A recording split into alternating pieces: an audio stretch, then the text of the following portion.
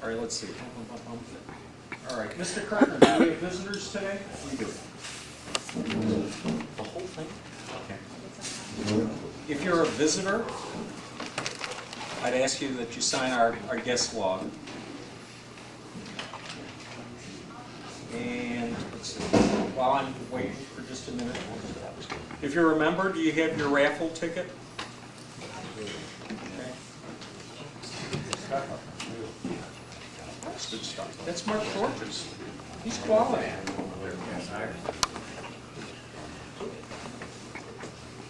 He does okay for an Air Force guy. Usually the Navy's Marines are a lot better at being doggers than What you say, he's okay for being an ex-chicken farmer. I didn't know that. Oh, yeah. He can tell you how to set chickens. I know how to do that. You know how to do that? I had somebody teach me that way back when. Yes? Jim is, I encourage you to cut these ahead of this. Okay, so it's your fault then, right? It's my fault. Okay. Hey, Jim? Jim, where are you? How do you spell the last name? H-U-D-E-N. Hutton or Hooden? Hooden. Huden. Okay, is that Czech or is that German? Beg pardon? Czech or German? No, it's French. French. Okay. Houdet. Who did? Okay. Thank you, Jim. Okay. Everybody ready to start? Okay. This is a surprise. See, I was going to say everybody's in their seats. I have to wait.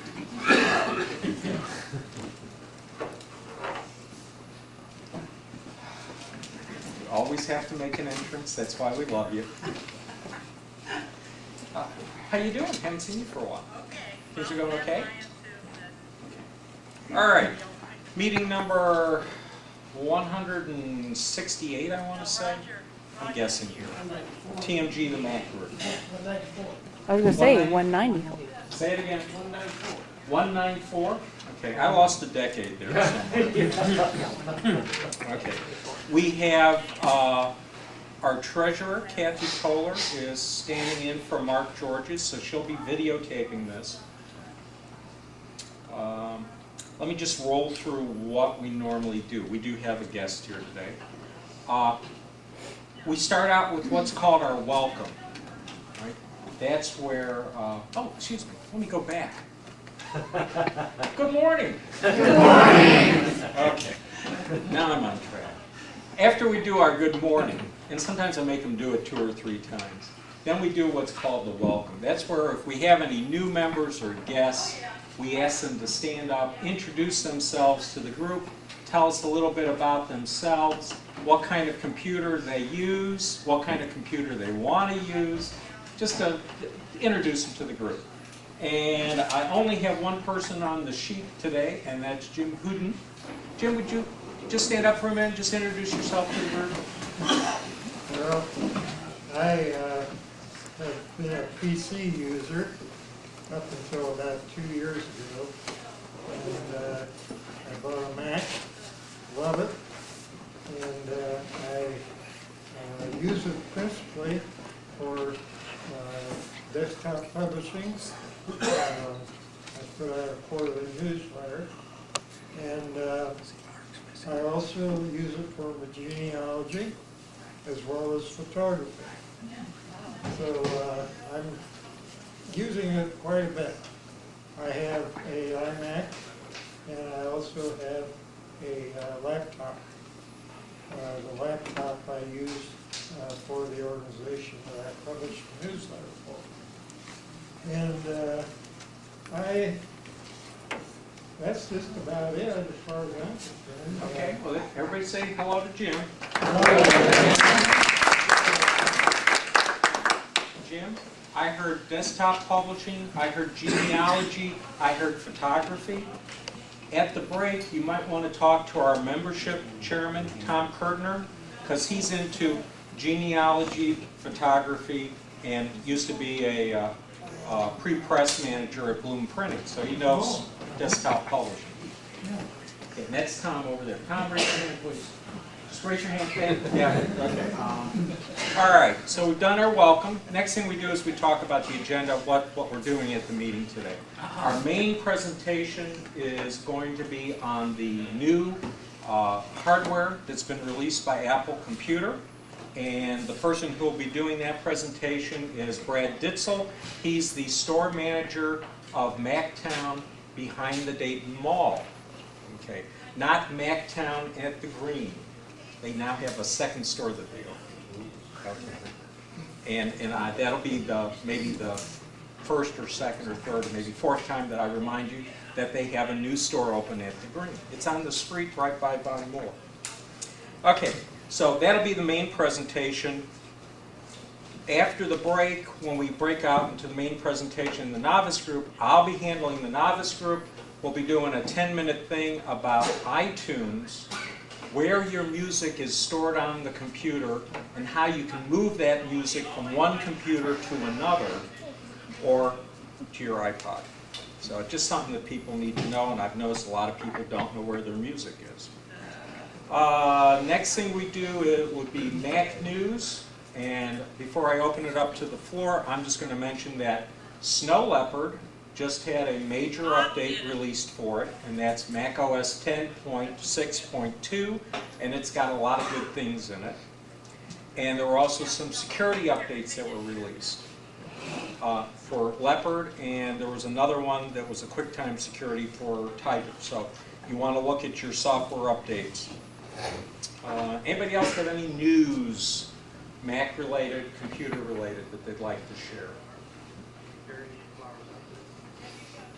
Nothing at the Mac meeting this year, right?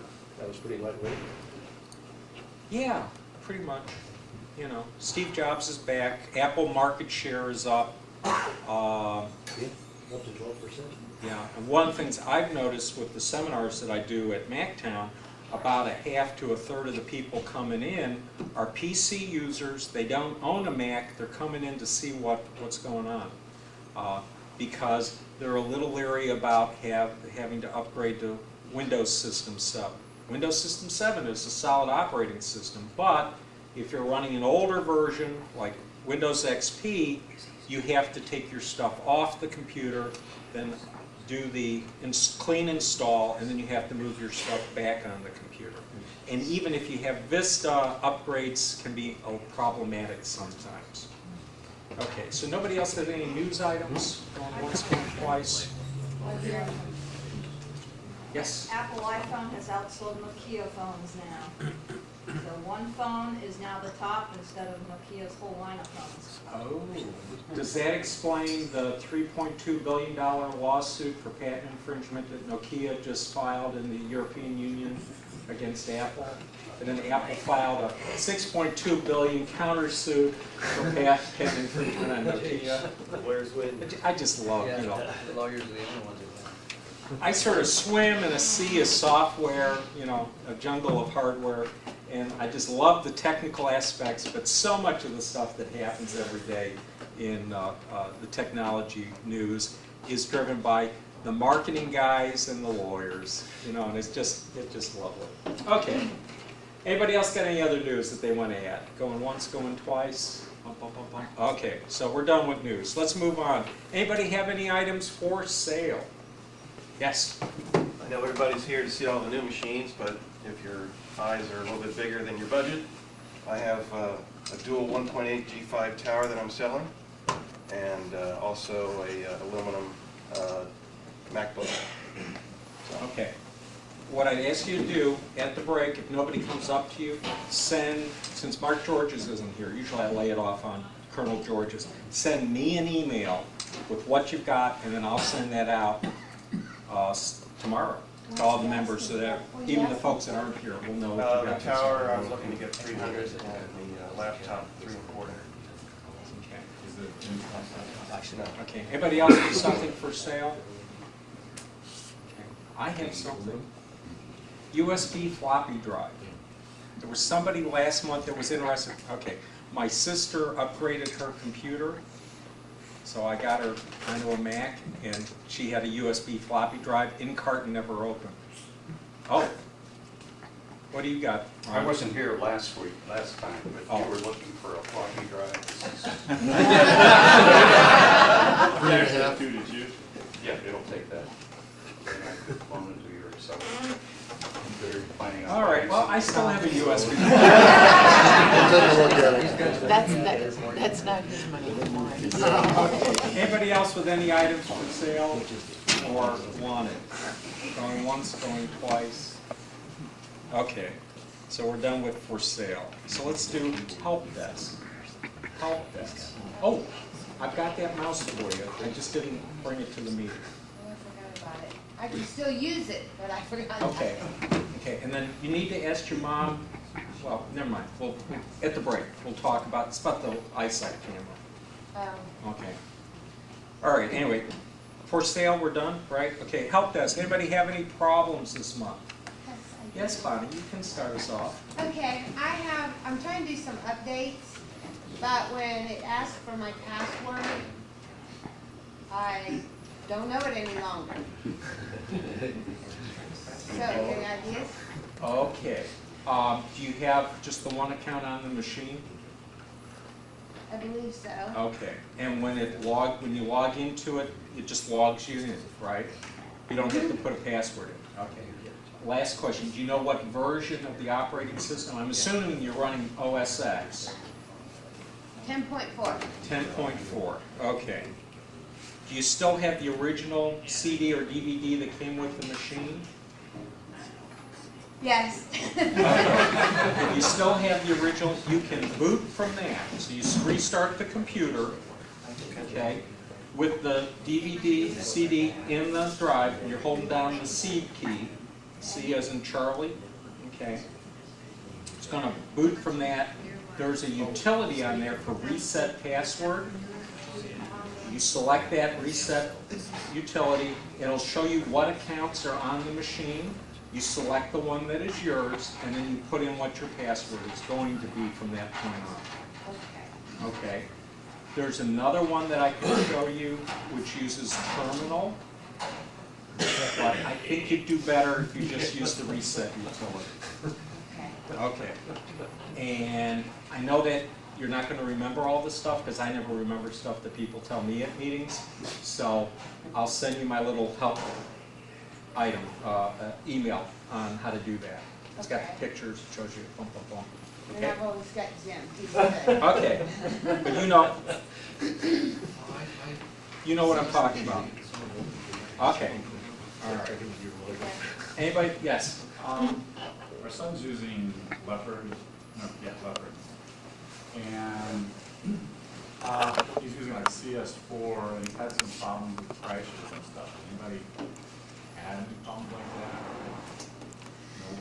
I mean, To run Creative Suite is to have minor discontinuities in your life. That's what we kind of told him. Okay.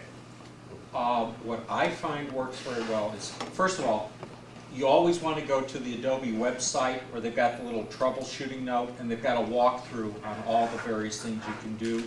Typically, it's usually either a corrupt preference. Now remember, with Creative Suite, you've got about, I'm going to say 12, maybe 14 applications that are part of Creative Suite, and sometimes they share preference files for stuff. If one of those has gone corrupt, that's usually the cause of why things will suddenly go phew, okay?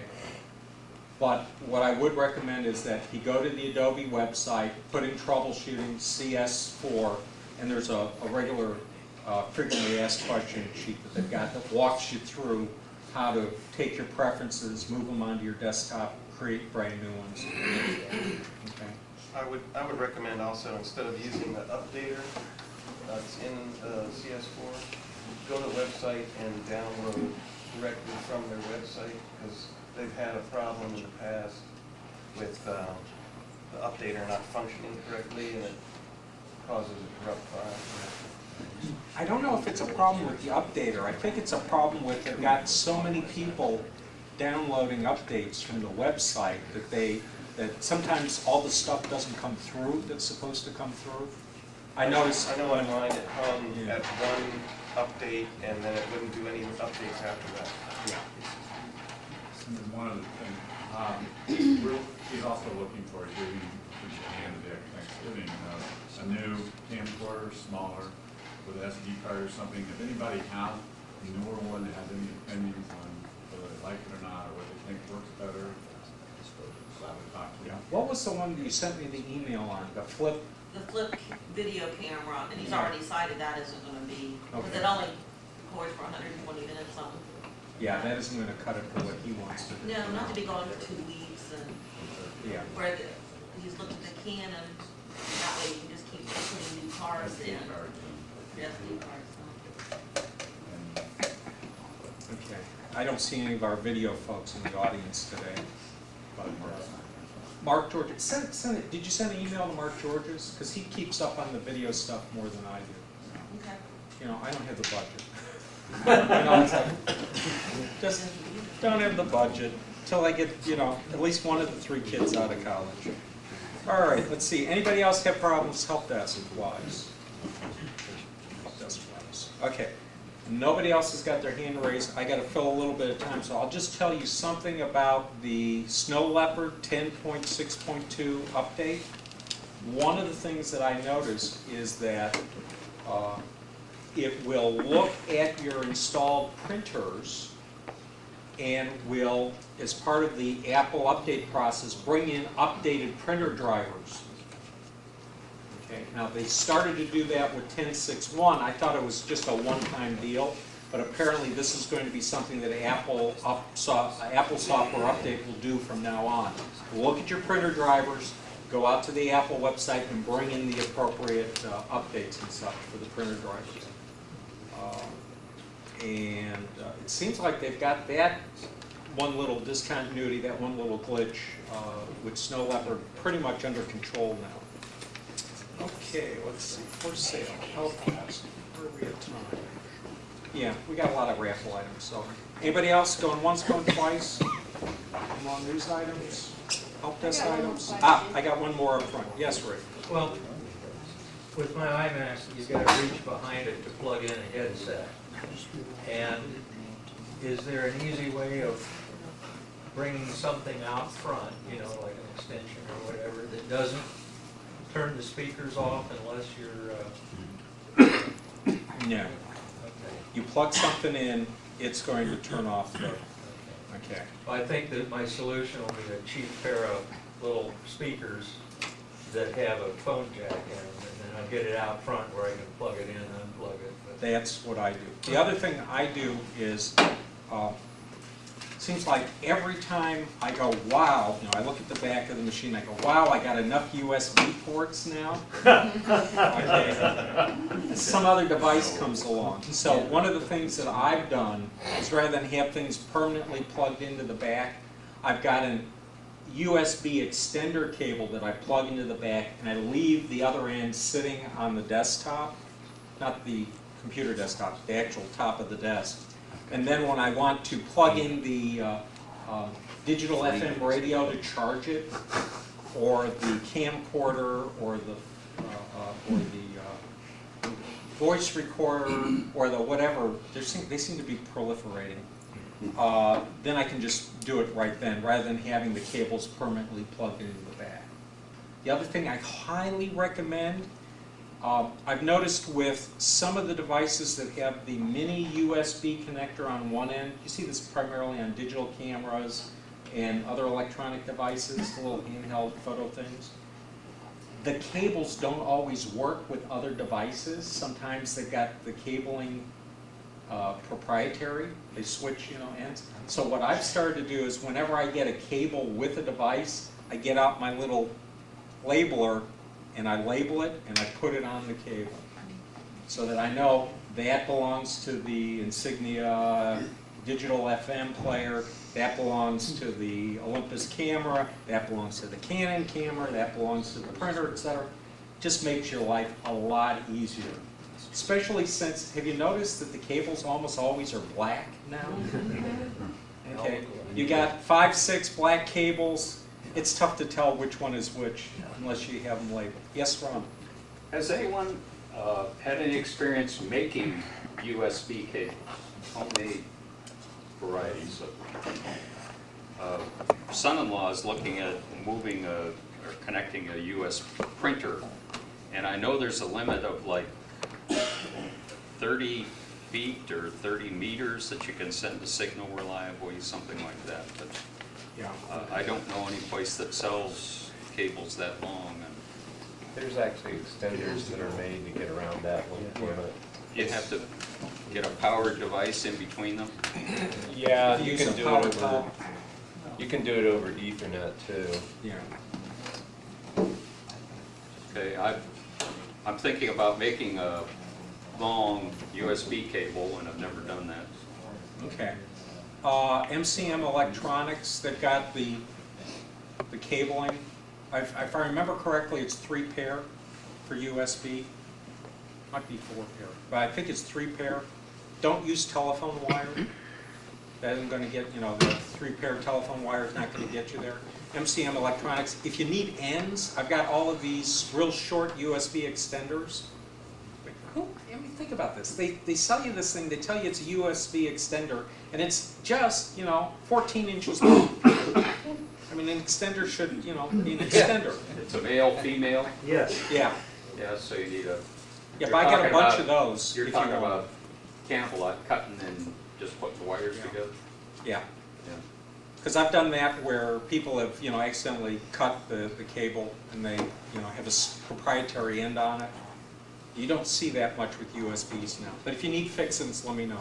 Okay? Years ago, I don't know if they're still in business or not, there was a company here in Dayton that would make cables for you. Cables to go. Yeah, they're still around. Yeah. They're international now. They sell cables all around the world. You know what I say, when it's news around the world, it's news to me. Yeah, okay. How long of the printer he wants to connect, how long of a cable does he need? I think it's probably, the route that he has to go is 40, 50 feet. Okay, well, something else he might think about is doing a wireless. That's what I told him. Yeah. It'd be easy. You know, otherwise people trip over the cables. I've not experienced or not played with extending USB beyond what they recommend. I mean, a lot of times those are, they've got a safety factor, I'll say, in the link restriction. If I remember, it's 11 meters, which would be 32 feet roughly.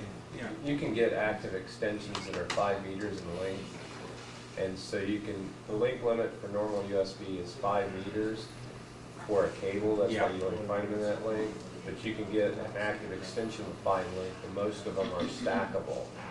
So you could put a few of them together and get that length. Okay. Beyond 50 feet, you would probably want to look at using an Ethernet extender. Yeah, you know, I'm thinking beyond 20 feet, you go with the wireless. Right, with the Apple stuff, there's that wireless stuff. It's just something to play with. So he doesn't listen to you. He's like my kids, they don't listen. Or they hear, but they don't understand, right? They Westerville. Okay. All right. It's your last chance before we do raffle. Everybody ready? We're going to do raffle. Let me go over what the raffle items are. Again, we don't have Colonel George's with us, so I'm going to just go over what the raffle items are. First, we have a lovely, absolutely gorgeous, how big is this? XXL. It's an XL BB Edit t-shirt.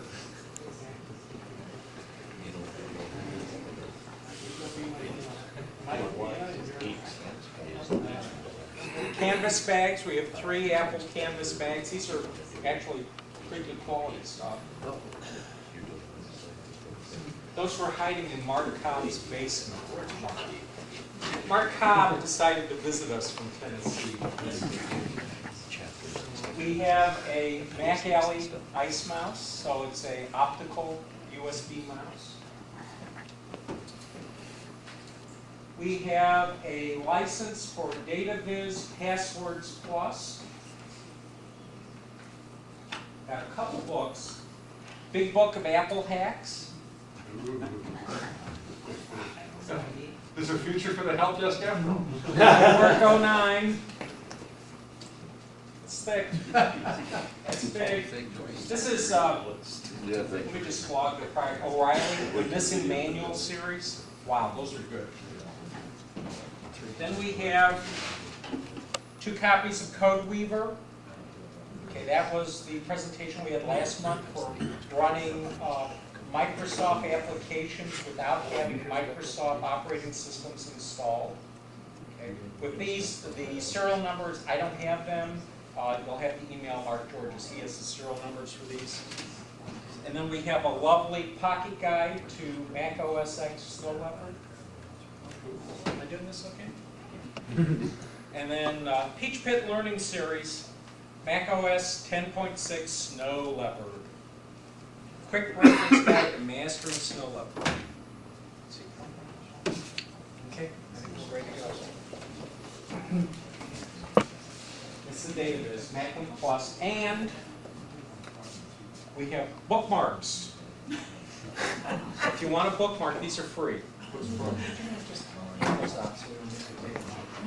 Okay, are we ready?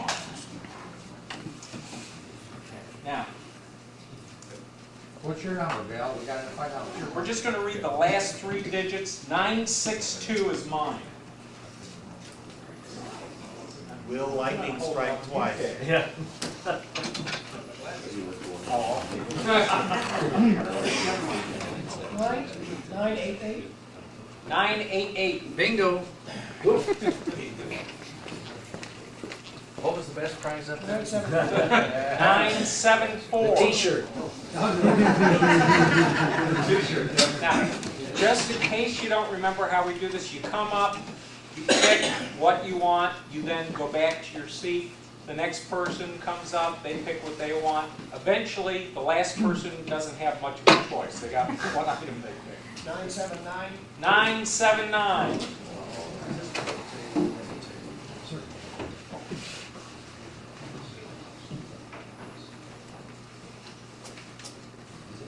Nine 959. That's me. Yeah, kind of, sort of, but it doesn't work with all Microsoft applications. 981. 981.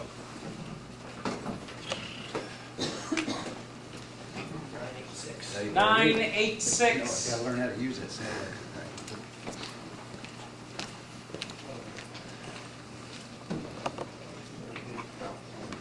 Oh, you want to be 958.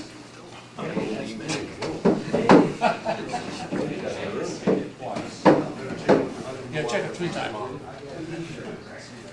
Oh, he's ready for a long winter's nap. 971. had a program right over next. I read up on it, some of it, about 2 or 3 pages. Is what? 992. No. 992.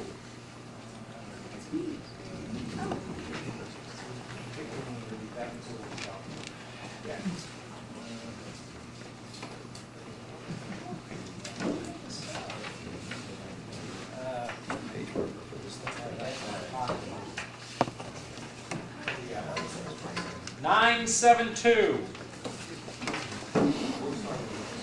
We're down to the absolutely gorgeous T-shirt. T-shirt. 975.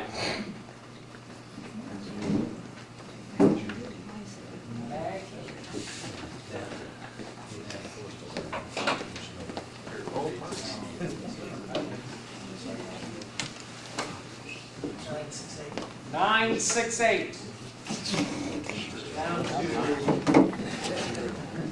Passwords Plus, and it still doesn't suck T-shirt. 973. There you go.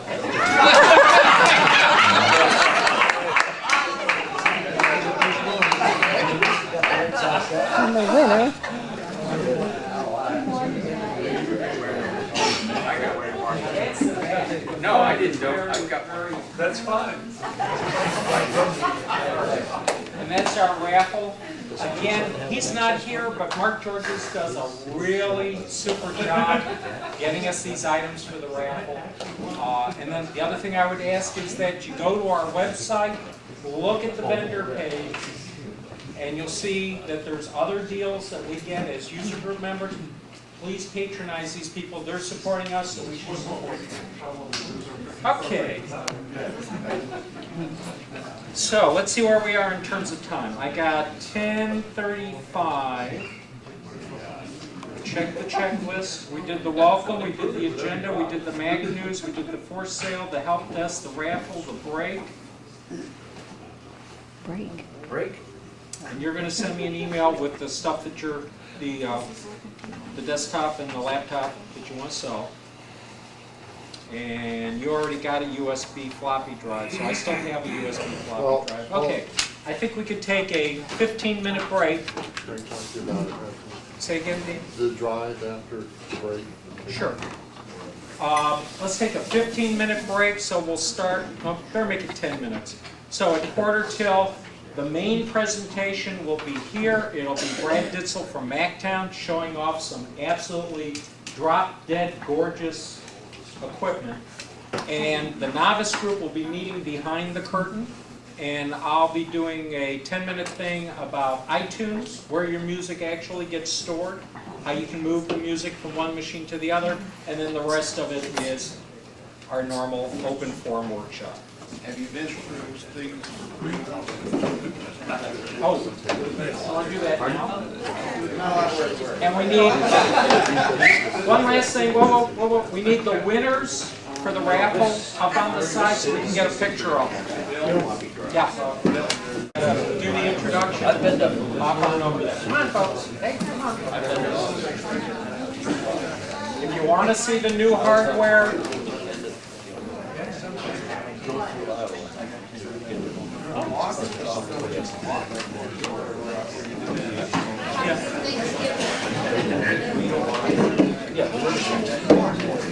okay. Grab me at the end of the meeting. Okay. Come on, folks. Come on. Herding cats. It's like herding cats. No, my cats come when you call. The sooner you sit down, the sooner we can get started. It is a distinct pleasure to introduce Brad Ditzell, who is the store manager of Mactown behind the Dayton Mall. And he's got some equipment that he wants to show you and a presentation to do. I think you're going to agree with me that the new 27-inch iMac is, wow, drop dead gorgeous. LED monitor. I'll let, Brad knows more than I do, so I'll let Brad tell you about it. Brad, come on up and they're yours. Thank you. Fantastic. Hey, it's a pleasure to get to come back here again. I was honored the last time that you guys had me out, getting to do some data backup stuff. It's also fun that I get to bring some amazing products with me today. But first off, I want to hit up some kind of news about Mactown. We're kind of always evolving. We're always relearning ourselves and doing really fun things. First off, I want to hit on is something that we're totally excited about just for the Dayton area. We launched a second store, brand new Mactown up at the Green. It was a project that we've been working on for a while. It is just a beautiful store. I highly recommend going out and just stopping in and seeing it. It is located in the new section over at the Green, over by Von Mar.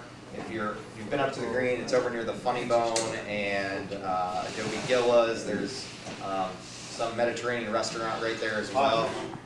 What was that?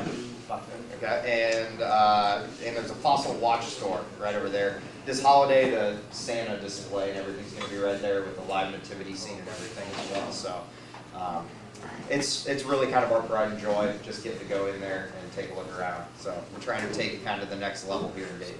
What's your store hour times? Store hours at the Green is 10 a.m. to 9 p.m. Monday through Thursday, and then 10 to 10 Saturday and Sunday. Or no, excuse me, Friday and Saturday is 10 to 10, and then Sunday is noon to 6. So hopefully you'll be able to find a time slot to swing in there. So. No, we had a friend who was in several weeks ago and stopped by your South store and said it was closed. Oh, probably came. The Kingsbridge store is closed on Sundays. Yeah. So. It was the only time he was available to look at the Macs and. Okay. Sure. And we probably weren't open yet at the Green at that point either. So. And I'm not sure I knew that you. Yeah, we're about 1 week into it. So since many of you guys have been around the Apple community for a while, be gentle to the staff there. Many of them are all new. Some of them might be faces you've recognized as well, but a lot of new staff. I guess it helps if you don't pull out the power cable while the machine is on. Let's try that again. So yeah, so be gentle with some of them. So they're all going through training right now. So, but they're really personal, really great. They're really fun to talk to. But some of you guys have really deep experience with the Mac stuff. So we're trying to ramp them up to speed as well. So, a couple other points of interest. As MacTown, we launched a brand new website as well. It's applesales.com. I know it's kind of odd that it's not MacTown.com, but applesales.com we've had since the late 80s. So we figure that's a great URL. We also have our new business cards up front here, which do have the URL on it, so you don't have to remember it. Also has the address of the store at the Green on it as well. So all that's available. Go through, look through the site. We're going to be adding content about every week on here, so it will be something you want to check out. We do have a blog section with just different MacTown news, different product news is on there. One of the other key features that I want to show you is on our website here, we do also have a training section. If we come over to the training, for those of you guys who didn't know, we do offer free seminars over at MacTown. We started that up about 9 months ago here in town. And you guys know our trainer, Bill Herrick, who is here. Phenomenal guy. He's just very well versed and very knowledgeable. If it doesn't load, that's the internet here is not that great. But yeah, you can come on here. This is kind of always updated. It has all the different free seminars listed out on it with the different time slots. So feel free to take a look. Come to as many as you want. Feel free to harass Bill. That's why he's there. So even if there's one person there, he's still going to be going over the information and the content. So please use and abuse him. So next thing to note, if you're curious about the Green, if you haven't frequented there much and you're really not sure how to navigate around, it can be a little confusing because all the buildings look somewhat alike and it's kind of like you enter a small community, a small city that you've never been to. If you are in the Green, there's the Middle Town Square section. So the new MacTown is going to be this location here. We're on the eastern side. Von Mar is located right over here. So most people come in the main intersection off Indian Ripple, Dorothy Lane. So then we're going to be kind of on your left side if you're not good with the northeast, southwest. So. Where's the nearest parking? Parking. Obviously, all the street parking is available there. They are metered, and the tickets you end up paying to charity. So if you really want to support charity, you can just get tickets on the street meters. But there is parking on the north side here. There is also the Von Mar parking garage is right here, which is free. So I usually recommend parking in the Von Mar parking garage, and you just walk all of, 2 minutes and you're at the store. So the Von Mar garage is right there on Holly. So cool. Well, other than that, if you do have questions regarding things at the Green, those can all come direct to me. We have our basic store cards here, which has the sales account, which also redirects to me. So kind of my job role is being the store manager. I'm kind of the point person for making sure everything's getting done right at the Dayton store, also at the Green store. So if you do have any questions or comments or issues or things you'd like to see or any of that, please direct them to me. My goal at the store is to make sure everybody has a good customer experience. I've been around retail long enough to know that doesn't always happen. So if there are any issues, please make sure I know about them because I want to do anything that I can to try and remedy that. So without further ado, I'm going to dive into the main presentation today. Reason why I am here. Bill had asked me if I could come in and just kind of give you guys an overview of the new Apple product lineup. Since we are walking right into the holiday season as well, one thing that I would like you to know, Apple, which is very rare, press release that this holiday lineup is their actual holiday lineup. They won't be making any changes throughout the Christmas season. I know how much it sucks to buy a new computer and have one get released right after that. I bought a PowerBook G4 1 week before the MacBook Pros came out. I've been with Apple since '98, still had no clue. So if you're getting something in the next few months, be aware that you're getting whatever is the latest, and they're not going to change it on you right away. So cool. Well, let's continue on. So most exciting product that I'm totally in love with right now is the new iMac series. So we're just going to be going over some features on the new iMac. Also, anytime I'm doing a presentation, you feel free to interrupt me. You don't even have to raise your hand. This isn't class. If you just have a question or something, just kind of go with it. Talk over me. That's fine. We'll stop for a second and do our best to answer that. I'm also the first to admit I'm not the smartest guy in the room, so we can sit and play Stump Brad from Mactown all day long if you'd like. We'll probably accomplish that. But if I don't know, we'll get your email afterwards, and I'll go look up the answer for you and get you a solution. But anyway, moving on. Introducing the all-new iMac series. Very exciting for those of you guys who use desktop systems. We came out with 2 new models. We have a 21-inch model and the brand new 27-inch model, which dwarfs everything on my desk when I had it at home last night. Just crazy huge. Fantastic product. Things that came standard now. We did switch over to having a brand new wireless keyboard. Does not have a number pad. We do have some special ones available with number pads as well. But they are fully Bluetooth, extremely thin, extremely light. And we do also have our new Magic Mouse, which I will be getting into a little bit more detail later about kind of how that all works. All new processors, new graphics cards, and also larger RAM support. So let's get in. Feel free afterwards to come up and look at the new design, but just to kind of show you, again, from a side view, have some new ports we'll dive into. They did also change the back of the unit. So we've got our slot loading super drive on the side. We also have added a SD card slot for your digital cameras on the side. So now you don't have to reach around back, plug in the USB cable, or get another card reader adapter. Dive into the back ports on this unit just so that you guys can see here. So let's zoom in.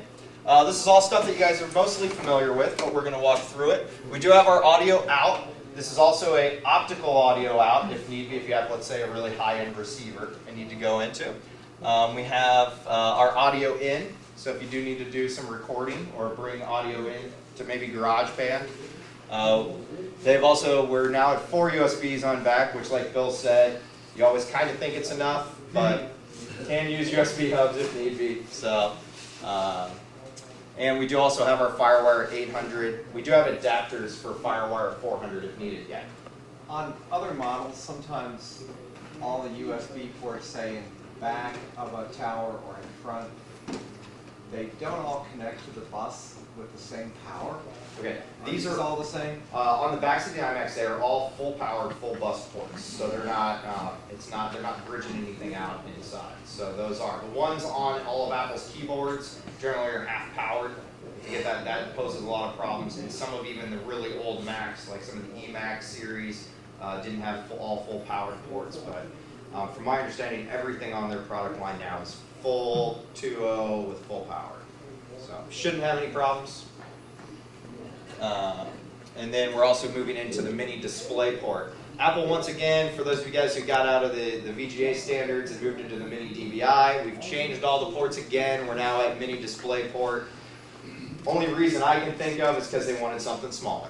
What's the difference between mini display and mini DVI? The only difference that I know, besides it being smaller, is that the mini display port does not allow you to go out to a analog source other than VGA. So you cannot go over to S-Video to hook into like a TV. Oh, you can't hook that to the TV? You cannot. Like your MacBook, you can hook to the TV using the mini DV.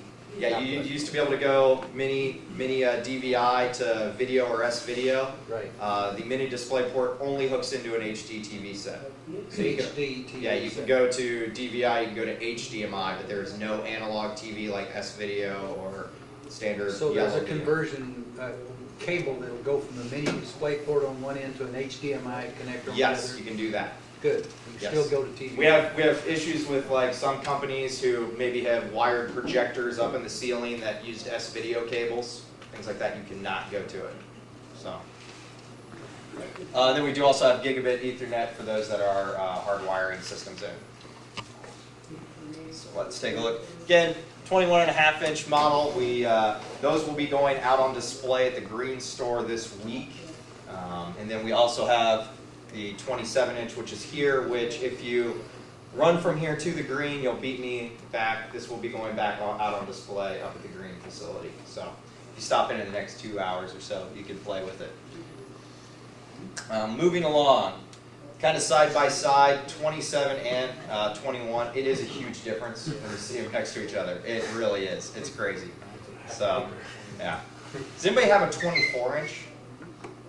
Anybody have one of those? Anybody ever seen one of the 24s? I mean, those look huge, don't they? Yeah. Yeah. Compared to my 20. Yeah, and then the 27 is crazy big. So, the new displays, as you can see, even brighter. Colors are even richer. It's fantastic. They are using the new LED backlighting. The resolution on them is 1920 by 1080. We are pushing almost the same resolution as a 30-inch HD cinema display for video editing. They have really compacted the pixels in these things. They're kind of a dream when you're sitting next to them. So hopefully sometime Apple will release new 30-inch displays for video editing. What, can I ask a question? What Yeah. was the, boy, you're going up again, but the back up one slide. Oh, sorry, on the that 21. resolution, yeah, the 1920 by 1080, which is like high def for TV, basically. Correct. What was the resolution of the prior vintage? Oh, it's like the 20-inch iMac. I can look it up for you. Oh, no, if you don't know off the top of your head. Yeah, just no, curious. hit me How up close? afterwards. I can go quickly pull that up. Nowhere near the 1920 by 1080 though. No, it was just a step down. The 24s, if I remember correctly, were running it. Okay, But I don't believe the 20s were. Okay. Yeah, it might be. As I'm getting older, all these numbers in my head are not sticking. It doesn't get any better. I'm with pretty, yeah. So the 27 inch is the one that's almost pushing the 30-inch display rather than the 2560. So, as you will see. Yeah, they're saying the 27, 60% more pixels than the 24-inch model. So, yeah, they've really done a lot to that. Again, just like all current Mac lineup, for the laptops and iMacs, we do have the iSight camera with mic built into the top of the screen. Speakers are going to be built into the bottom casing. Very nice speakers. Most people don't need add-ons, but when you're at the Green, you can crank it up. Again, new wireless keyboard and Magic Mouse are coming standard with the units. We can, for those that don't want to change out batteries, custom order units in with wired keyboards, wired mice. We can still do that. Again, some people with a desktop unit don't want to swap batteries. They want to be efficient in that. And I can tell you from working late at night, it sucks when it's 2 a.m. and you realize you need batteries and you don't have them. So that's never a fun situation. The wireless, the Magic Mouse retrofittable to the previous iMac? Yeah, any Bluetooth enabled Mac will be able to use the new mice. All that's going back to the anything Intel that I know of is Bluetooth ready. A couple of the G5s. And a lot of the G4. Yeah, a lot of the G4 PowerBooks. So we do get into OS issues. I believe it's levered later for the new mouse. Yes. Let's dive into a little bit about the Magic Mouse. Some of this I will do as best as I can to present it on a slide. You really are just going to have to play with the mouse. It is one of those things that is impressive. It has a very nice gliding feel as it goes across the desk.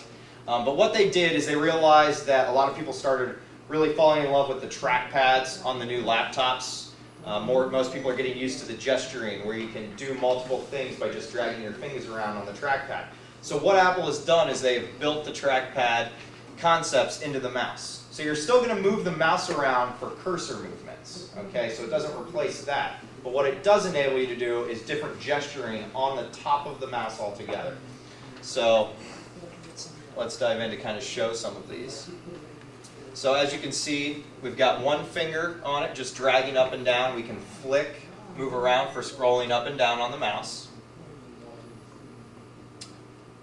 We also, if we're looking at a picture, we can move our finger around on the top of the mouse to go in and to drag around on a feature. So the cursor has to be on the right spot before. Correct, before you're able to access whatever you're attempting to do. So, I kind of missed what we were doing here. I'm assuming we were swiping through pictures. Let's go back. Yeah, two fingers swiping. Okay, so we've got dragging around. And here, yeah, we have, as you can see, multiple images brought up. And so we're just going to swipe right through the images without having to go and move around.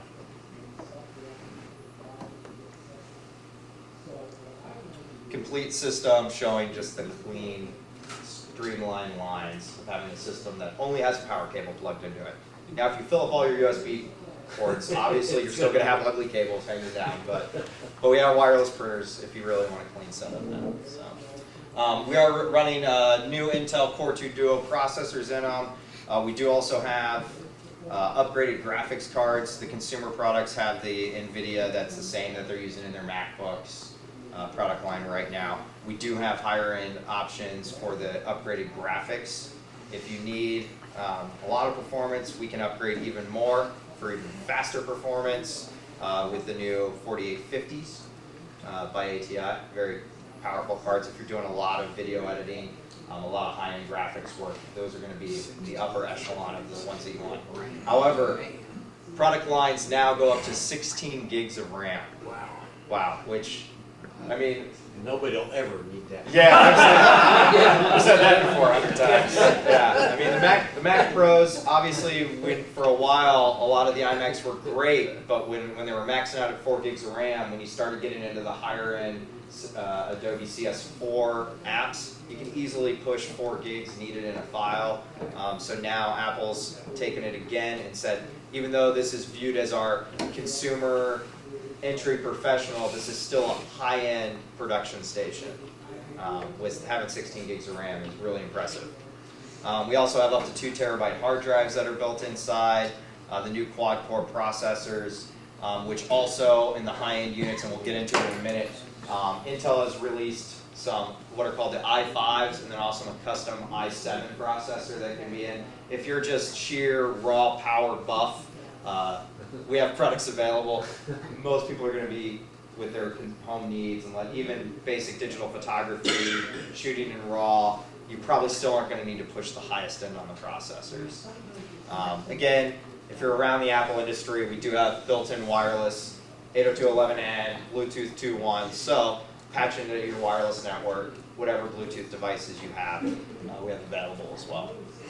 Kind of walking through the prices. I'll just hit on a couple of key differences. I know this slide's a little hard to read, probably even for the front row. So we have two 21.5-inch iMacs starting off at $11.99 and $14.99. They're pretty much identical machines except for 2 features. 500 gig hard drive versus a 1 terabyte hard drive, and the 9400M graphics card, which is going to be fine for most consumers' needs. People want a little bit more graphics performance, you move into the ATI 4670. So if you're just doing email, internet, basic web surfing, basic digital pictures, the graphics processor upgrade isn't needed. You want to push lots of HD video, you're working a lot with your images, you're probably going to want the upgrade. Remember, graphics processors on these units cannot be upgraded after the fact. So my personal opinion is to always buy a little bit more than you think you're going to need, because it's not fun to just have to buy a whole new iMac because you're not happy with your performance. Moving into the 27s, starting off at $16.99 now for a 27-inch display. Quite impressive. Also going to the $19.99 unit. Difference here on these units, again, same memory, same hard drive. We're moving from the Intel Core 2 Duo processor to the new i5 with a custom order option for an i7. And then we also take another graphics upgrade. So the base 27 is already using the really nice ATI. We're bumping it up again to the 4850. So again, performance, performance, performance. On the iMac series, AppleCare. Anybody really familiar with AppleCare? Anybody used AppleCare on a product? Yes. Anybody used AppleCare tech support? Yeah. Okay. Apple has constantly been ramping up their tech support lines at Apple. Consumer Reports has them listed #1 in customer satisfaction. I have personally called AppleCare support. They have helped me realize some really dumb things that I was doing. It was kind of obvious answers. Hey, did you install the driver for that? And I was like, yeah. And then, so they're extremely knowledgeable. They're there to help. The one thing that people don't realize with AppleCare, if you're getting it for your computer system, it's a one-stop shop. Not only are they going to just help you with like iMac questions, they're going to help you with snow leopard questions. They will also answer any iLife or iWork question. And most people don't realize that. When you're sitting around trying to figure out how to do something in iPhoto or in Pages and you can't find the modification that you need to do in the inspector, if you have AppleCare, you can ask them those questions. They're there. So feel free to use them. Another thing that you can do that people don't often realize, one of the most awful things about calling any kind of telephone support is hanging on the line for 30 minutes, 45 minutes, an hour while you wait your turn in line. You can schedule the call. You can call AppleCare and not go through the wait because they may be busy. You can schedule the call for a time that you know you'll be available, and they will call you. Yeah, they're really good about making those return calls dead on. Those are kind of the #1 priorities. What'll happen is you'll get if you schedule a call, an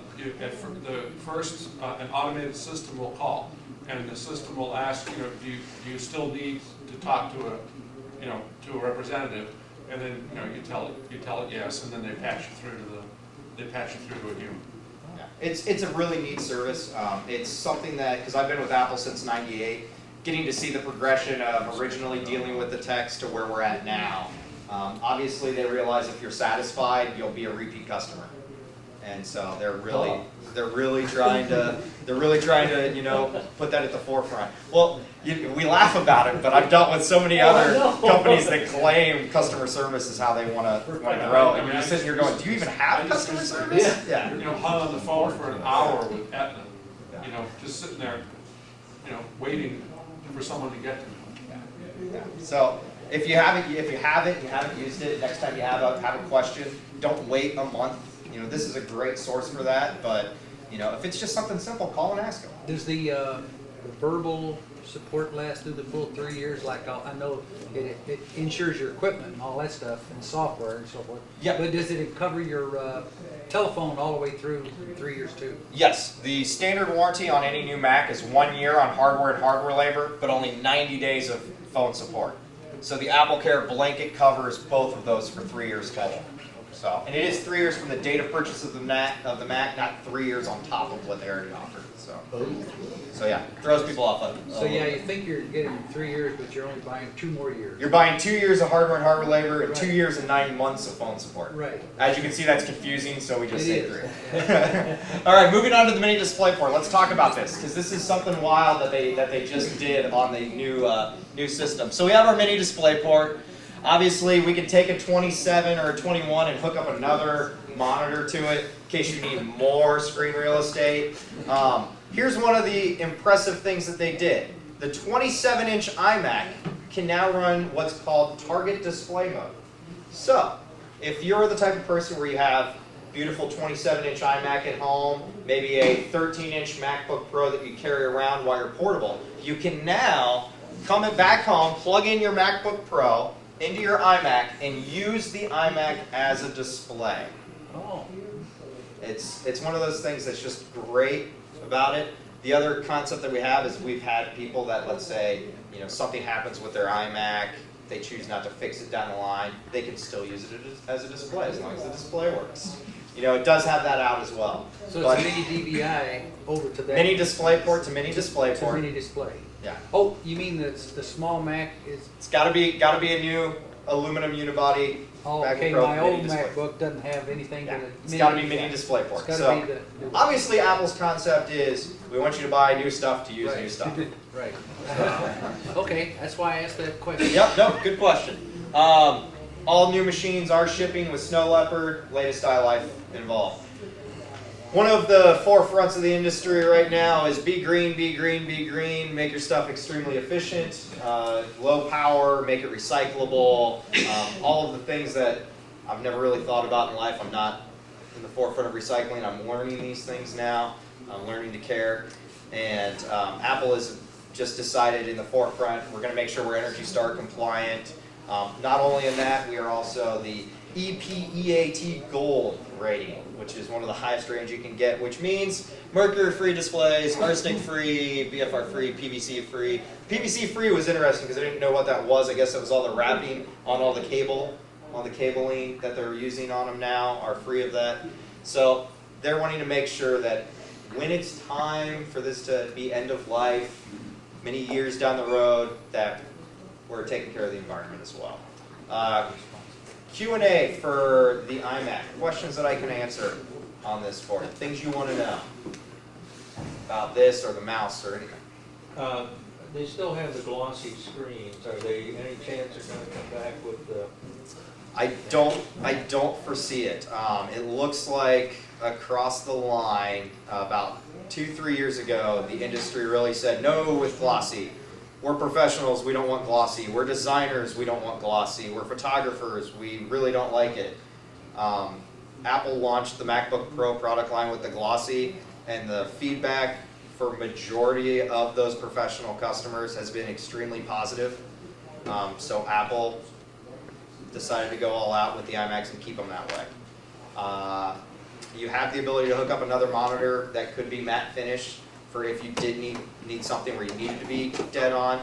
Glossy has brilliant colors, has very accurate colors, but because you get some reflection, it does throw off somebody who has to be Pantone accurate. So Well, that's the reason for my question. I connected another monitor up and I thought, wow, this is so much easier to look at. yeah, if you're in an area where you have a lot of light coming in, like if you sit with a window behind you and the sun is coming in, you will get reflections. Unfortunately, there's not a solution at the moment. Most of the time, it's not a problem. Yeah, and it's a trade-off. The times when you don't have that issue, as you can see, it's unbelievable. So, other questions on the iMacs? Okay. Are there fans inside? Yes, there are fans. As you can see, this is running. It does stay relatively cool. If you start pushing the unit, it will get warm. It will get hot, especially on the back. We have a lot of people that bring these in for service that think they're running way too hot. They do stay cool, or they're cool most of the time. They will heat up if you're pushing them. If you're doing lots of graphics work, they will get hot. So they do have a vent on the back. So one thing that I will tell you, if you are a smoker at all, do not smoke around your iMac because of the way that the airflow comes in. You will end up getting smoke on the inside of the glass. I've already had multiple people bring those in for that, and that is next to impossible to clean. So do think about that. If you smoke, smoke in the other room. You can do a FireWire, a bootable FireWire drive external with this. Mm-hmm. Yes. Yeah. You can do all the same things that you can do with FireWire with the target disk mode. If you have two computers, you can boot one of the computers into disk mode. All that still. I mean, if the hard drive in this died, you could. Yeah, the issue that you have when you got to make sure that it's bootable for this. If you have a bootable drive for maybe another machine, it may not have all of the necessary driver contents for this. You can use the recovery disk that came with this unit to make that bootable disk image on another drive, but yes, you can. Okay. You can boot off SD, can't you? Never tried, never looked, never had a reason. You might be able to. How about Blu-ray, external Blu-ray drive? External Blu-rays are available. Company Otherworld Computing out in California, I believe, they sell a couple. Chicago? Okay. They do have a couple that work. You presently aren't going to see Apple with Blu-ray for a while. Apple and Sony are still arguing about licensing, so yeah, so we'll see. Moving in for again, if you aren't aware, we did come out with new MacBook Pros recently, but then most recent, we also had a brand new MacBook. I was already stealing enough equipment from the green, so I didn't bring one of those with me as well, so you'll have to go stop by the new store to see those if you want to see them. But we did take an update to the MacBook. There have been minor tweaking and minor changes. If you're familiar with the product line, everything has been a very positive change. coming from the standpoint of things that were minor irritants on our end, especially from a service standpoint, of things that we felt needed to be done better or engineered better. They've really streamlined that. So we have a brand new white MacBook. It's our entry product line. Let's hit on design just here for a little bit. So we came out with an aluminum unibody MacBook and MacBook Pro about a year ago. They bore kind of all of the contents. They take one block of aluminum, bore it all out, and then start inserting components into it. So they took that concept and came with a new unibody plastic enclosure. Obviously, plastic generally didn't hold up as long as aluminum, so we started realizing, well, if that's an issue, let's start taking one block of plastic and go with that, which adds a whole nother level of durability. So you can see the difference between the previous MacBook and the new MacBook. Cut off some of the fat, rounded the edges off, just kind of made it a little bit sleeker. Going a little bit closer image look here. Also, we've thinned it down and made it a little lighter. If you lug laptops around, anytime they can cut off a little bit helps. Brand new display.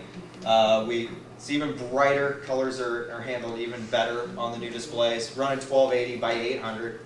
Also, running the new displays are mercury-free, arsenic-free. Obviously, we're going to be meeting the same standards. Let's hit up ports here real quick. So, I'll get to ports in here in 1 second. So we've got the, just flipping around here so you can kind of see all the sides. Very clean. Key thing here, new bottom. All right. Bottom on the plastic units just got abused. They did. Cracking, coloring, they'd get, as soon as they got a scratch in them, then the scratch would get dirty and really look awful on the bottom of the MacBooks. So you really have to take really good care of the original ones. So we ended up changing to a rubber-based bottom. Standard keyboard that you're used to. If you haven't worked with one of the new full enclosures, it's very solid to type on. Also, updates to the trackpad using the glass trackpad that people have learned to love on the new products. Fingers just glide right along. Also handles multi-touch gesturing, just like the new Magic Mouse. It's kind of where the Magic Mouse got its start from. So we have our 2 fingers scrolling, and then we also have the pinching, the swiping, the rotating, which is unbelievable if you start doing a lot in iPhoto. Most people really don't use these features until they're in an app that really requires using it. It will make your life so much easier just to be able to pinch and zoom in on an image and then move around to actually do your editing. So if you haven't used it on one of the new products, give them a try. Also, updates to the battery. For those of you who've used Apple products for a really long time, people start hating batteries. Batteries die, batteries fail, they don't last as long as you want, they're not completely covered by your Apple Care warranty because they're consumable, just like ink in a printer.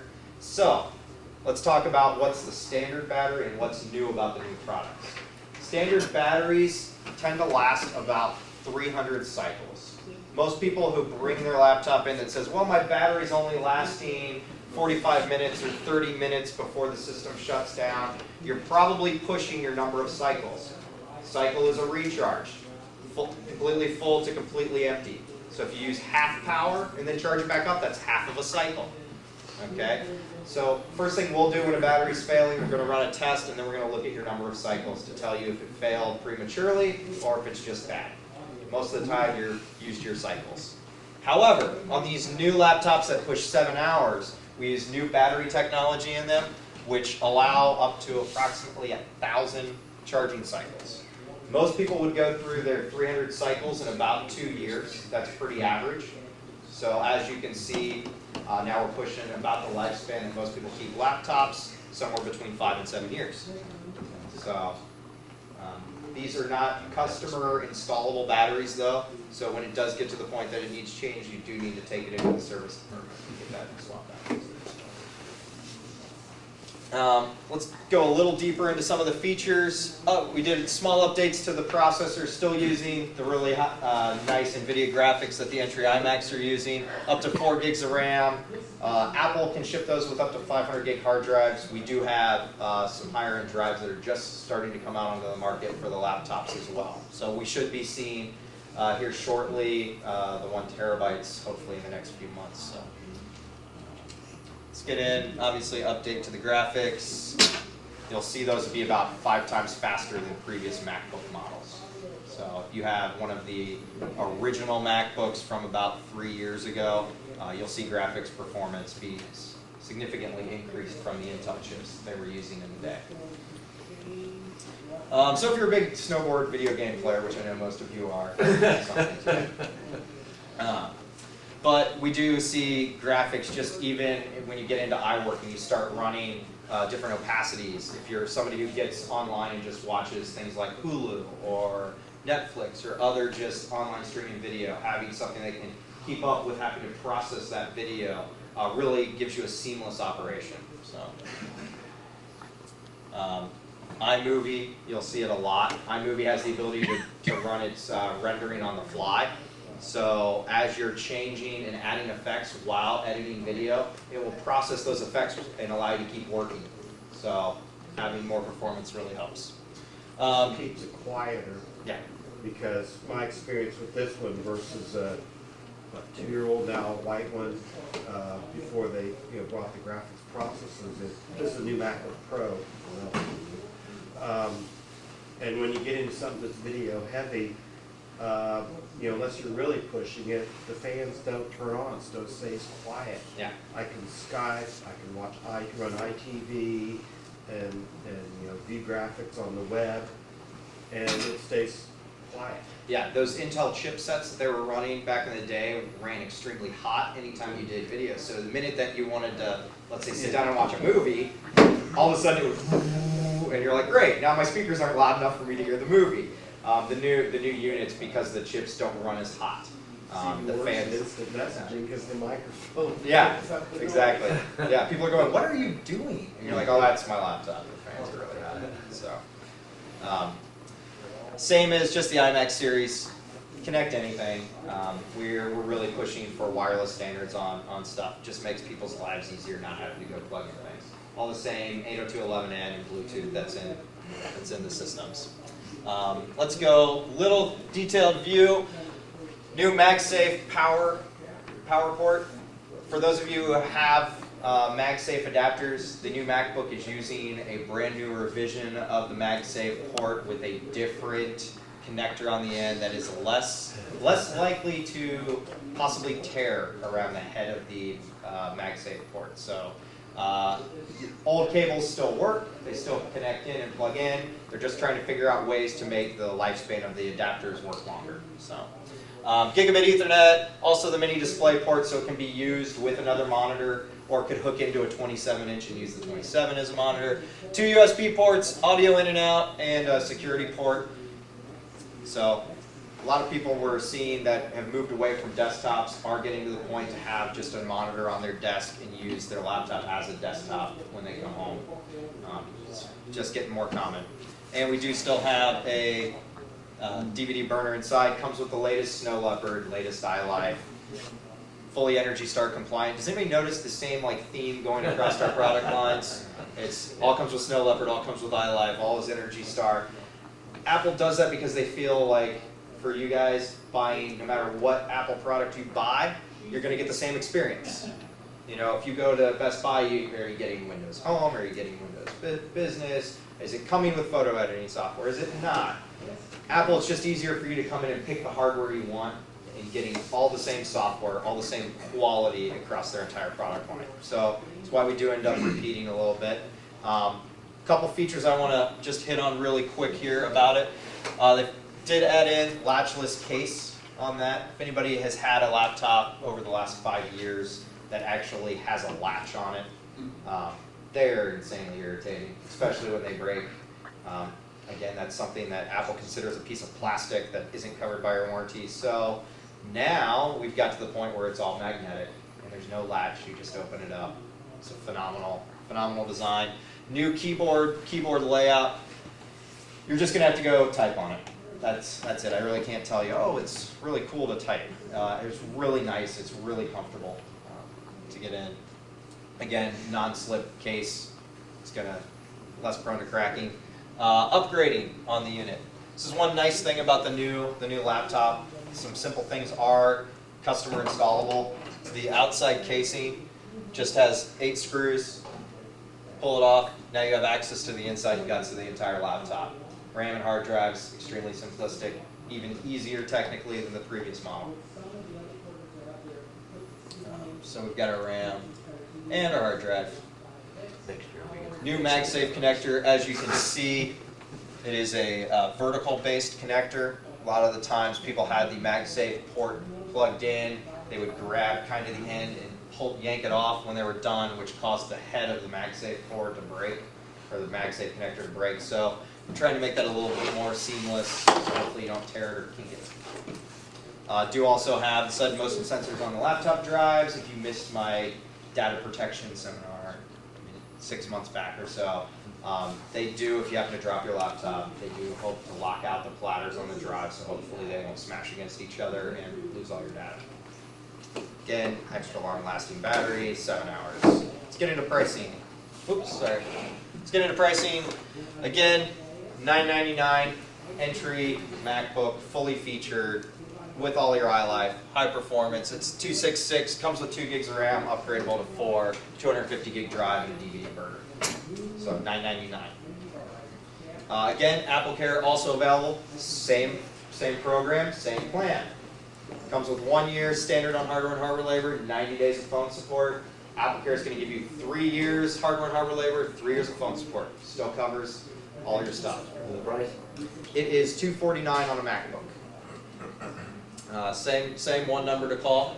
One thing that people also don't realize about AppleCare, this is also the same for your iMacs as well. If you purchase other Apple products, accessory-wise, at the same time that you purchase your computer, such as your Airport Extreme or your Airport Express, those will get covered by your AppleCare program as well for hardware warranty. So if you're in the market for a new computer and you think you might need a new router, it's rare that you're going to get a router that's going to come with a 3-year warranty and tech support. But if you purchase it on the same invoice, your AppleCare will cover it. Q&A about MacBooks, things that I can answer for you. Firewire ports? The firewire ports have been pulled off those, so get into the MacBook Pro line if you're needing those. Fortunately, Apple deems the firewire stuff is for generally more video professionals, generally people high-speed drives, higher digital camcorders. The MacBook doesn't really fit that market. So.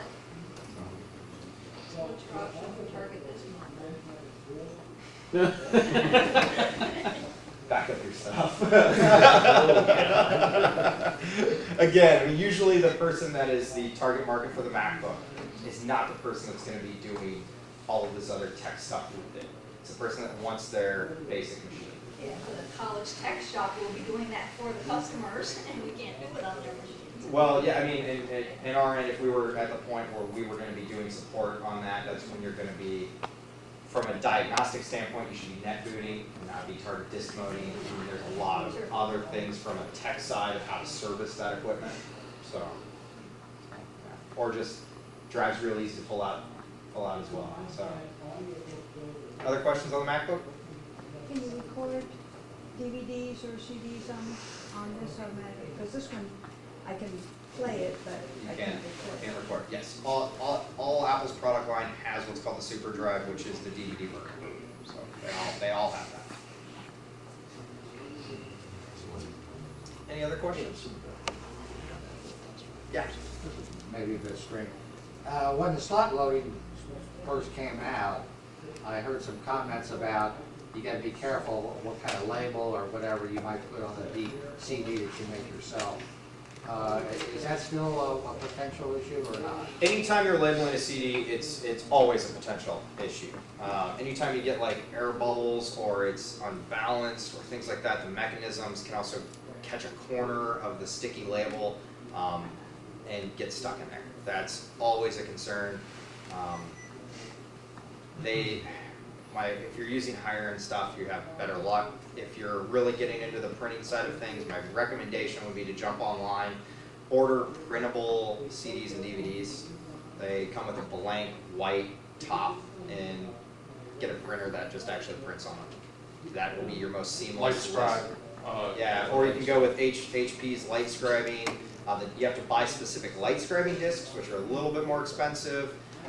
They allow you, with the burning unit, to, once you're completed with the disc, to flip the disc over, stick it right back in the burner, and actually the laser etches.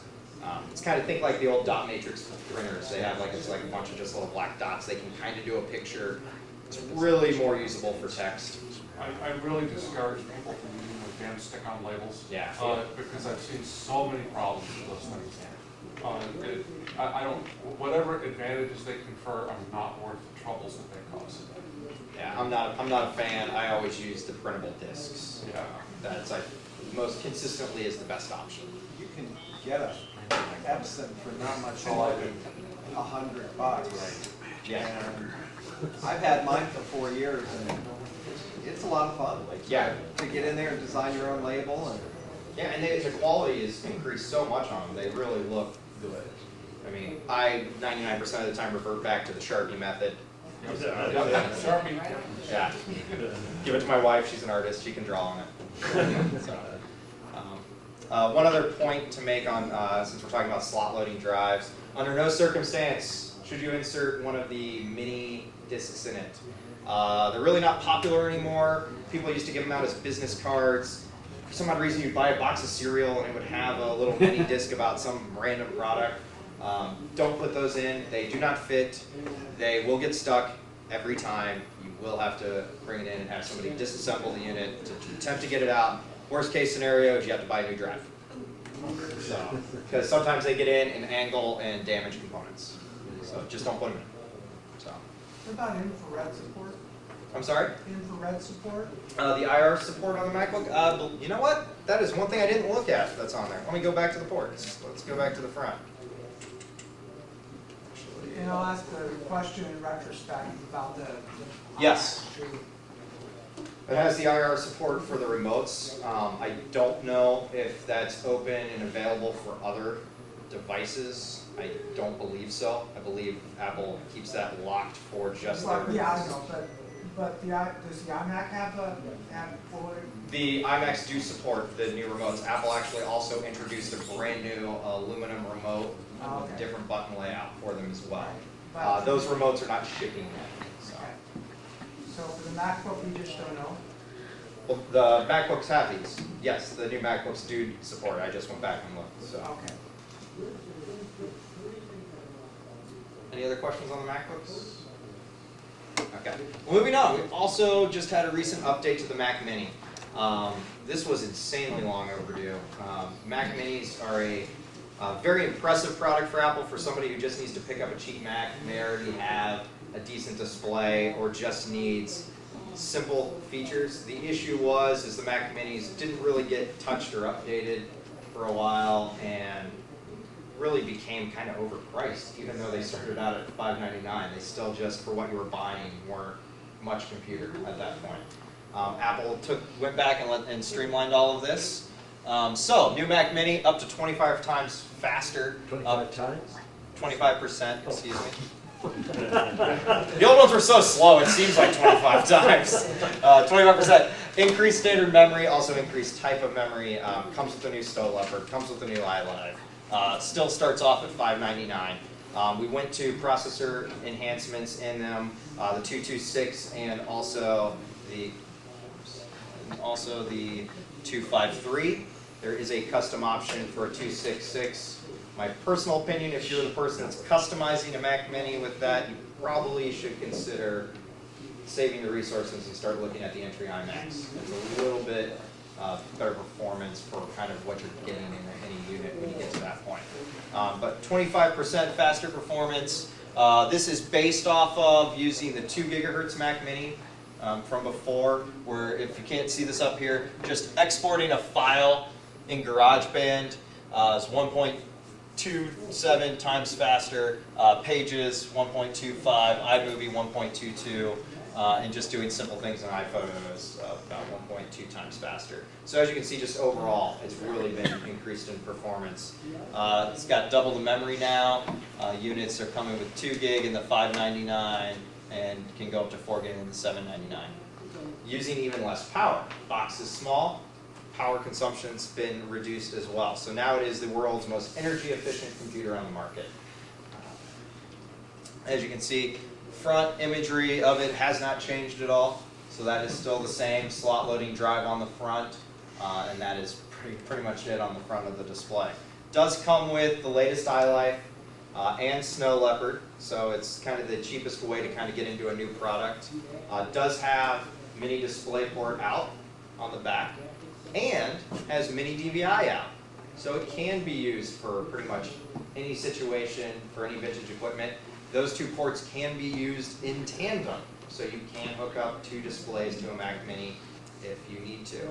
So it's great for just really simple needs. If you needed to hook 1 monitor in and a projector, just have 2 monitors laying around, you can still use both of them.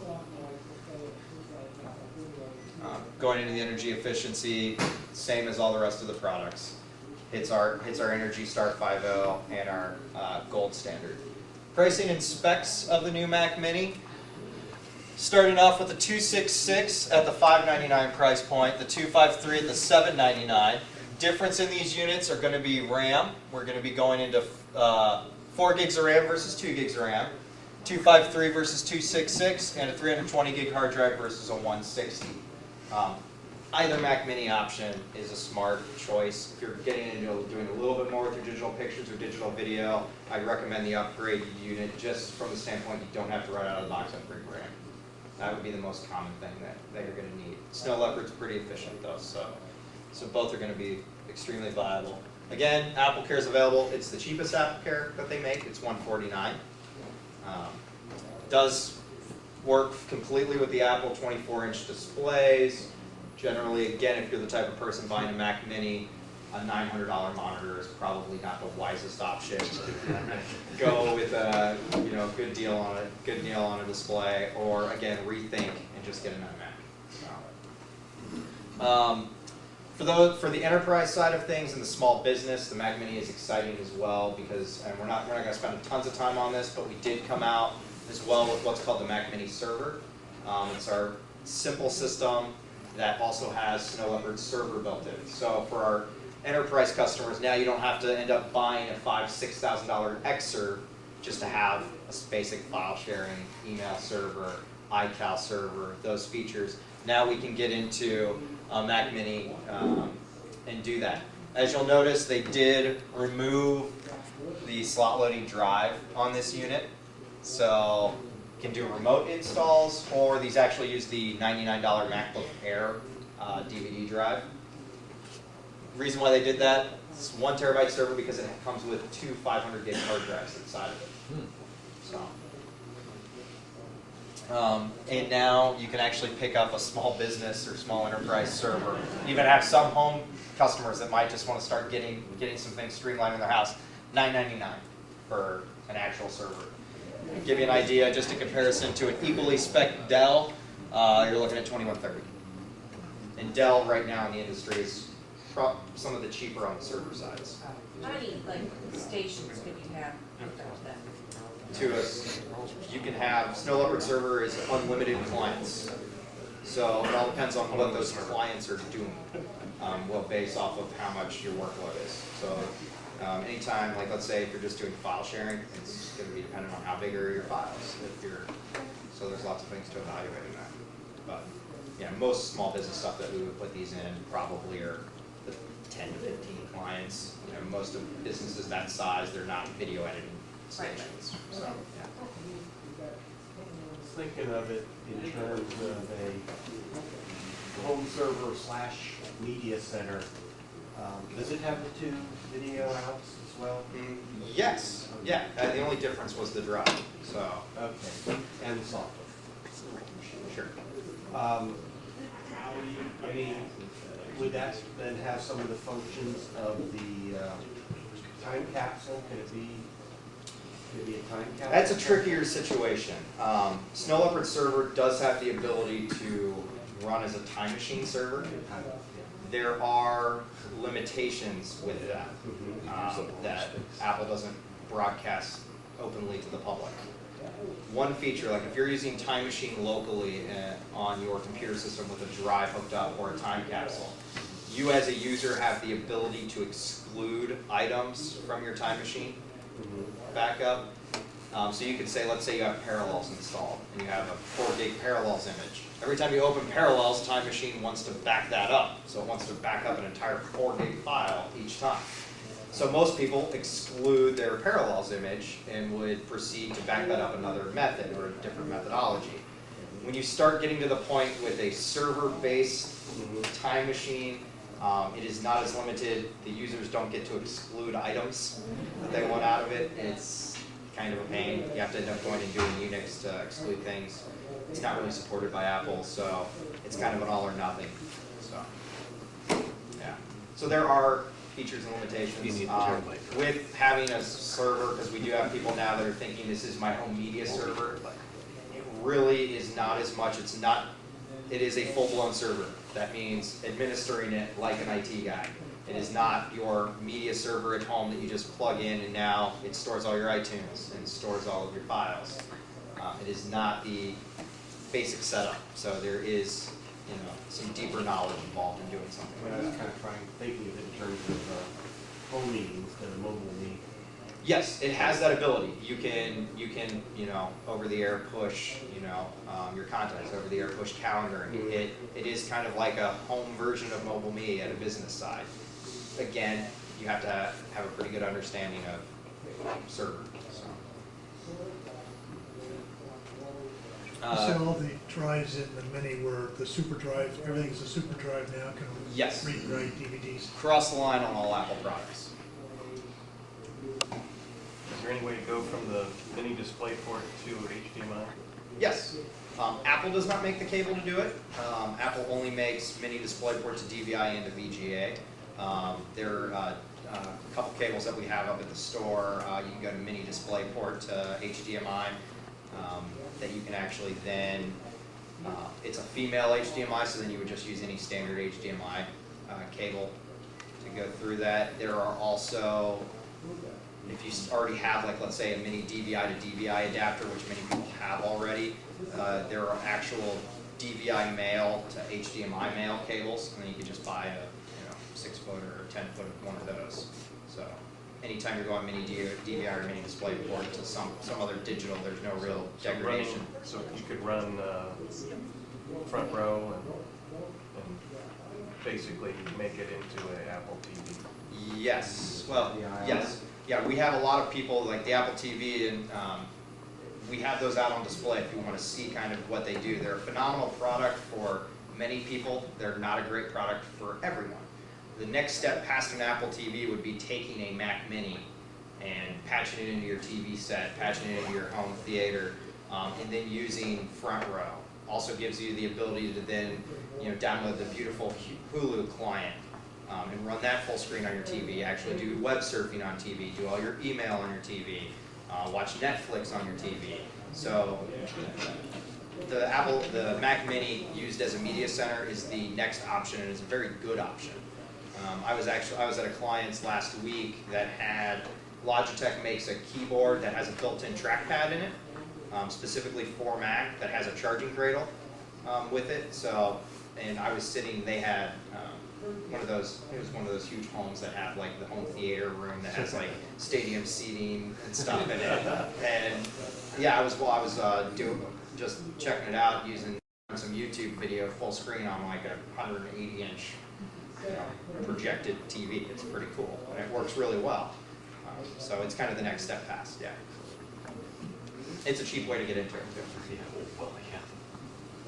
Other questions for Mac Mini?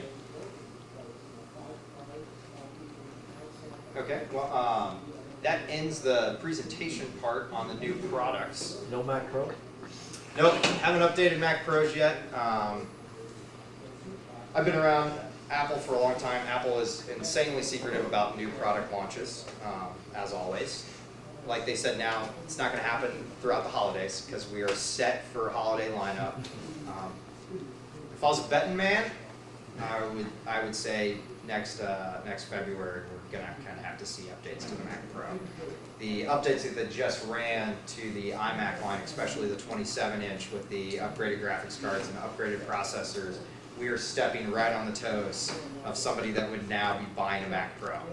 And so from Apple's standpoint, if they want to keep their production sales in their production equipment, it's going to have to get upgraded. So I would think anytime. Other things that I just want to fill you in about, kind of goes back to some MacTown news and some product info. We have a couple things on the horizon. One thing we just rolled out as well, just to give you some insight on, is what's called our customer care program. It's something that we came out with over the last year, trying to have a response to what our customers, I think, expect on a service standpoint. And we have been working with Apple hand in hand with our service department to really be making sure we're meeting their highest end of support. And we're coming to the conclusion that even though Apple has phenomenal support and the way service is done is incredible, a lot of times customers' expectations aren't always that. You know, if you have a laptop and your laptop's dead, when do you want your laptop worked on? Yesterday. Exactly. You know, that's a huge thing. People want immediate turnaround service. They want, there's also, even though I could sit here and preach backup, backup, backup, how many people have a regular backup thing that back up once a week? Okay. Anybody who's not on the once a week, once a month? Anybody that's not exactly sure what the date was? Yeah. Majority of people, because I've been working a lot with people with service trying to figure out how to come up with solutions. Majority of people that come into our service department have not ran a backup. And obviously if they're coming to our service department, there's a problem. Doesn't necessarily mean there's a problem with their data or a problem with their drive. But if you check your computer into a service department, who's responsible for the data? Everybody assumes we are. I've been around long enough to have been running a utility on a system that had a functional drive and had a drive fail. And people lose data. Make sure you guys have backups, but that's the most common thing that we don't have when people come into our service department is they don't have backups of their data, or a recent backup. It's usually, well, I was working on this keynote presentation last night, and it's really important, but I ran my backup last week. I don't have that, but I don't have a backup either. So we want to make sure that you guys are doing that. So we kind of started trying to figure out how could we better serve the Apple community and do things that Apple doesn't do to really complement their services. We came up with a thing called our customer care program.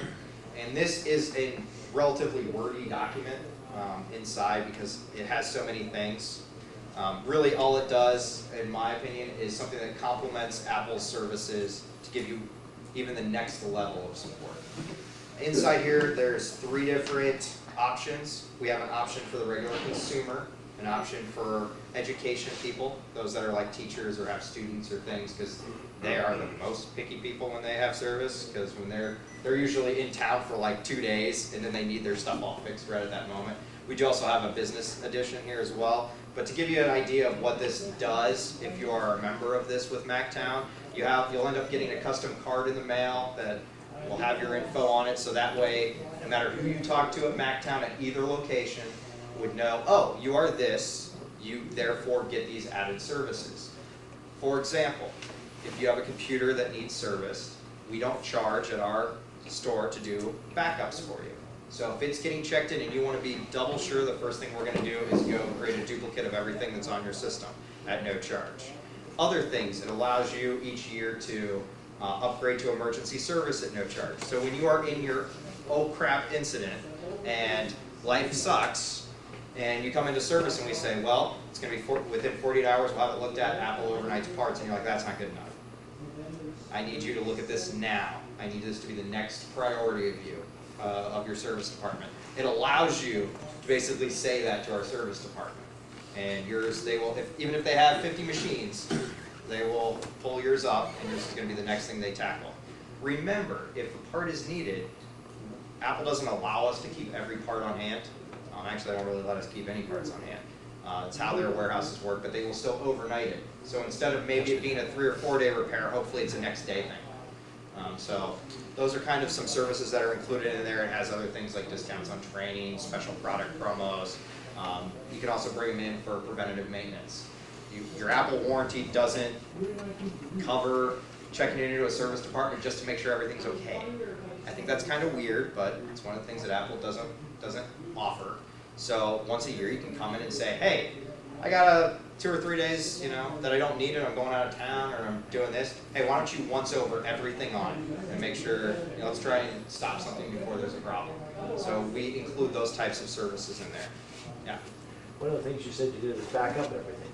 Out of curiosity, what media do you back it up? Well, we have options. The basic one that we do there is we image it all over to our servers. We have big RAIDs there at work, and so we'll create an image. That is there for 48 hours at our facility. That is. Yeah.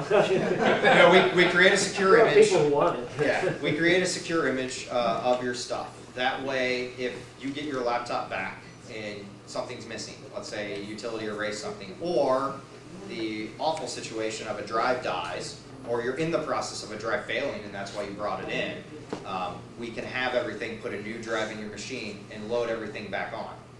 Apple's warranty repair for hard drive replacement is pull drive, format drive, send it back to Apple, insert new drive, install operating system, hand to customer.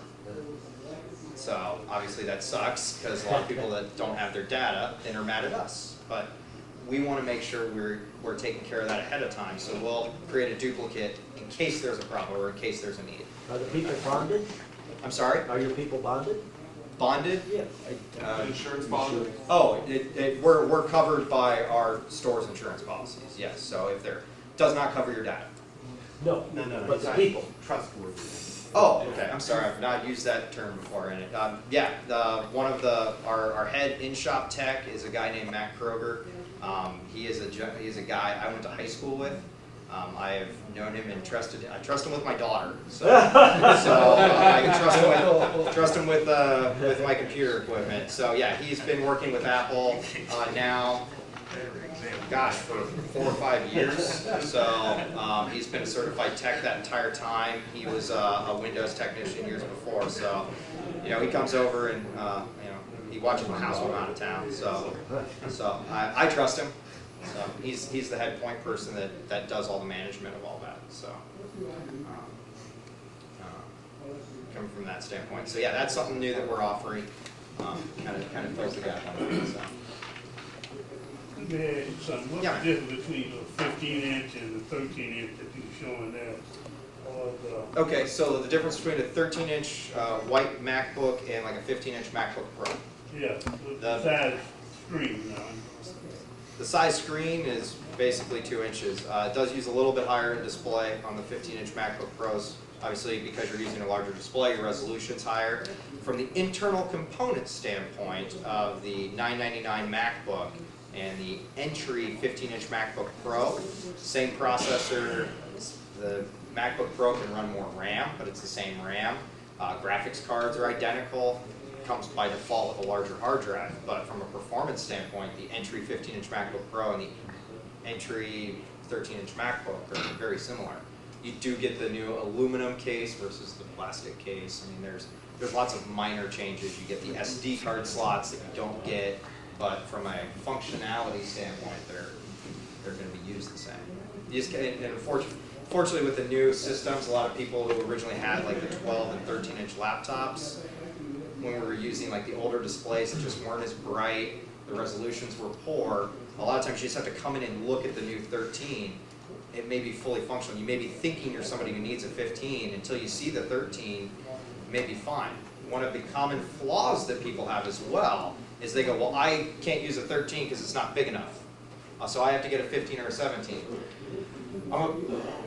From a sales standpoint, thanks that you're buying a more expensive laptop, but realistically, that's actually an incorrect thought process because your fonts, your icons, everything that's on a 13-inch screen is the exact same size on a 15-inch screen and is on the exact same size on a 17-inch screen. All you're gaining is more stuff. You're gaining more real estate, but everything is the same size. So go in and take a look. Next time you're there, you know, go look at, we have a 13, a 15, and a 17 all sitting next to each other. Open up Word, type a document on all three of them, or open up like text edit just simply, or look at the icons on the desktop. They're all the same. The fonts are all the same size. It just allows you to have more things. So take a look at it. Several times you said, well, run out to the green and take a look at this. Don't you have these things at We do. We do Kings have. Ridge also? Yeah, Kings Ridge is still a fully functional facility. Kings Ridge, behind the Dayton Mall, is actually our service center. So all service is going to be going through there. The green, we can check things in, but they get transported back and forth, and people can pick up wherever they want. Only reason why I'm saying the green is I love the Kings Ridge store. I was so happy when we finally opened Kings Ridge. It was very nice. It was very clean. I was really impressed just kind of with, you know, what we had accomplished in the Dayton area. The green blows my mind. Like it does not look like a local owned store. It really has a Apple-esque. We took a lot of concepts from them and added our own flair. So I say that just because it's in the forefront of my mind and I like looking at it and I like going there. However, some of the new products, the new 27-inch, because all of this stuff is very scarce right now, the new MacBook, the new 27-inch, they are only presently on display at the Green. So if you're leaving here wanting to see the new thing, if you go to the Kings Ridge store, it's not going to be there. We can take the order for it or we can sell it, but to actually demo it, it's going to be up there. Other questions? Quick recap, got 2 stores now, Kings Ridge and the Green, check them out. Our training is alive and well. It is undergoing a very exciting change in the near future, so stay tuned. We will be launching a brand new email campaign as well. That's undergoing development at the moment. So check out the website. The website has all the training classes that are on there. Please, please, please use Bill. That's why we pay him. We want him to answer your guys' questions. Anything else I can answer? Awesome. If you have more questions, ask me up front. Thank you very much for allowing me to